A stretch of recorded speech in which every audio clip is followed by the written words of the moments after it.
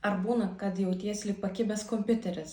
Atrodo, procesorius ūžia, bet ekrane vaizdo nėra. Tai, ką išgyveni, nėra tik tais tavo išsigalvojimas, tai egzaminų stresas.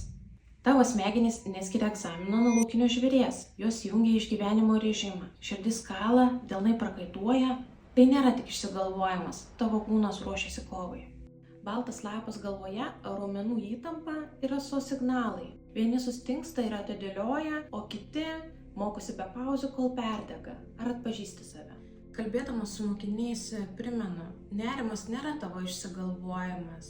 Tai labai normalus jausmas ir tai yra energija, kurią gali paimti, panaudoti ir nukreipti tinkamą linkmę. Išdegink tą adrenaliną. Sportas ar hobis nėra laiko švaistymas, tai tavo emocinis kuras. Jei jauti įtampą, išeik pasivaikščioti arba išsivedink bendraudamas su draugu.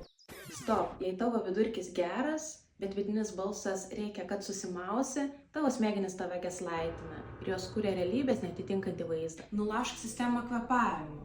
Per 4 skaičiuodamas įkvėpk,